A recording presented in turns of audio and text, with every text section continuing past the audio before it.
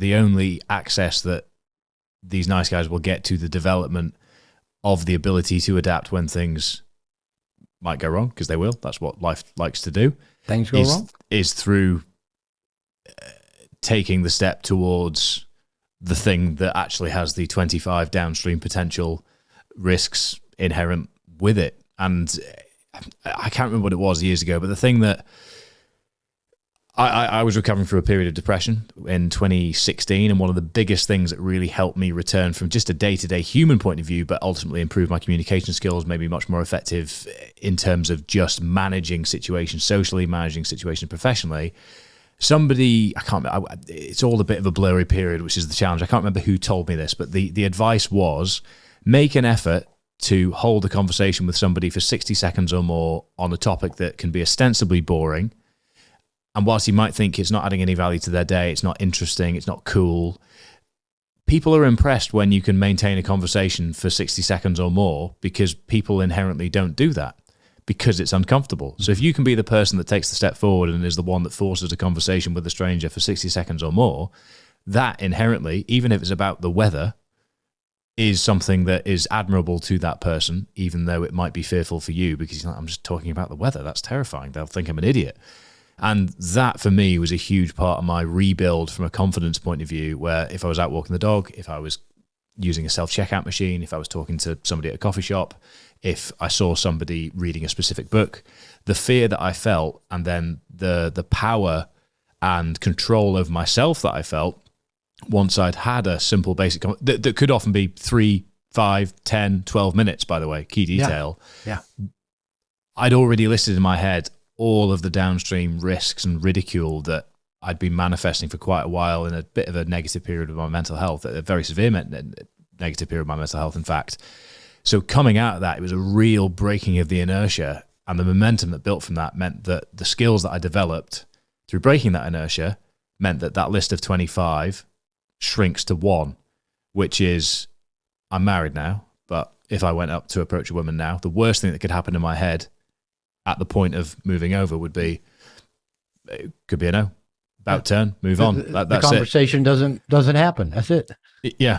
So it's, again, I think that's broadly applicable to so many things in life that go beyond this, which is why I think that the patterns of behavior are so key. And I think it's why the notion of success or failure really jumped into my head as the two directions these things can go. But I think the learning for me from that I've carried with me is just actually how much skill acquisition comes from leading with authenticity. Yeah. I like that a lot. No, I like what you're sharing for a couple of reasons. When I got divorced in my late 40s, I'd been married twice. I had never really lived alone as an adult. I'd never really dated since, in college, my idea of dating was nice guy seduction, sit next to a girl, try to impress her, know all the answers, offer to do things for her. Maybe at some point say, I don't guess you'd want to go out with me, would you? And then if I got a girlfriend, I kept her forever. So here I was single and alone and depressed. My business wasn't expanding like I thought it would. I was living alone. My kids had graduated from high school, and my son went in the Marines. My stepson went away to college. And so it was a challenging time.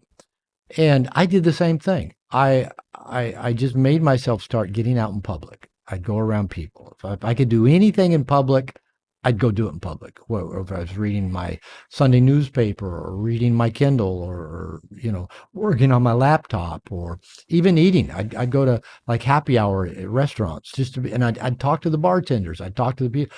I really worked at being a social animal, and it really transformed my life. And it got to where it became, how I started often meeting other people, guys and women, expanding my life, dating women, to where guys, my clients, started saying, Robert, what are you doing? You're having success meeting women. You're having success getting laid. Teach us. And I go, I'm not a dating coach. But it really was built around just getting out of my comfort zone, getting out in public, and where I kind of came up with this mantra for guys when I was in my dating programs: get out of the house, expand your route, linger in public, talk to the people you meet, test for interest, and that's a skill set I can teach. Very simple 3-point skill set.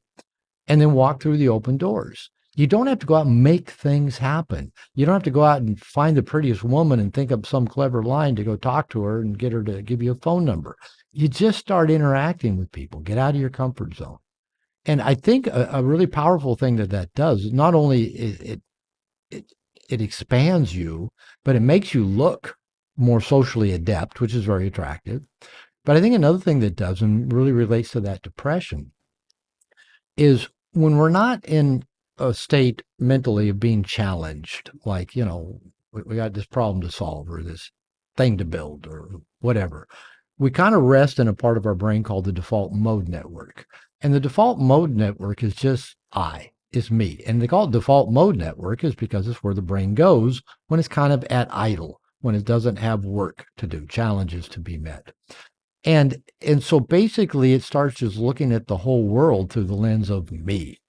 And, that could lead to all kinds of really negative, not pretty stuff. Well, I'm not good enough looking, or I'm not successful enough, or nobody wants to talk to me, or why don't I have a girlfriend at this age, or why, and so that default mode network, it doesn't have to all go to that negative, but it often just starts seeing the whole world in terms of me. It's very ego oriented.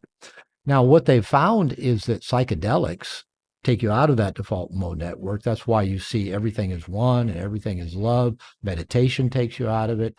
But I also believe going out and being in that social place that you're talking about and kind of just getting curious about people rather than going, I hope I don't say something stupid. I hope I don't embarrass myself, where you really do get curious about people and carry on a conversation of 60 seconds or more. And as you said, they often surprisingly go longer.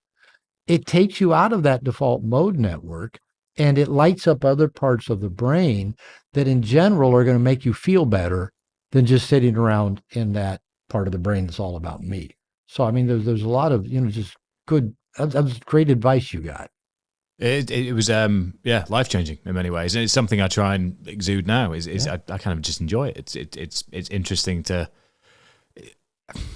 I think it gives. I don't want to sound egotistical anyway, but it's a skill that I've developed that I think can give other people confidence as well. Because if you get somebody that isn't used to having a conversation with a stranger for more than 10 seconds or so, and then they do it, then that's one rep that they've completed, which might lead to another rep. And I'm firmly of the opinion that life is just repetitions after repetitions.